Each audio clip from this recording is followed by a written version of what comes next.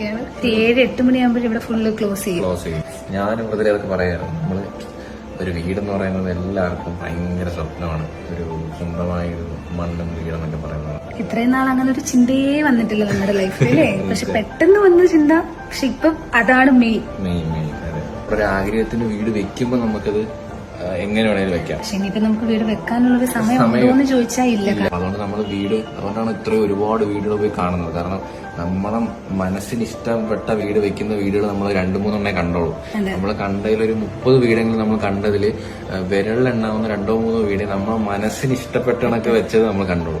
കുഞ്ഞിനെയും കൊണ്ട് നമുക്ക് വാടക വീട്ടിൽ പോകാൻ ഒട്ടും താല്പര്യമില്ല. അപ്പൊ നമ്മൾ മാക്സിമം എങ്ങനെയെങ്കിലും ലോൺ എടുത്താലും എങ്ങനെയായാലും EMI ഇട്ടാലേ നമുക്കൊരു വീട്, ചെറിയ വീടെങ്കിൽ ചെറിയ വീട് വാങ്ങാം എന്നുള്ളൊരു ആഗ്രഹം മനസ്സിലുണ്ട്. കാരണം അതുകൊണ്ട് തന്നെ എന്ന് വിചാരിച്ച് വാടക വീട്ടിൽ പോകുന്നവരെല്ലാരും മോശമെന്ന് അങ്ങനെ ഒരിക്കലും അങ്ങനെ എടുക്കരുത്.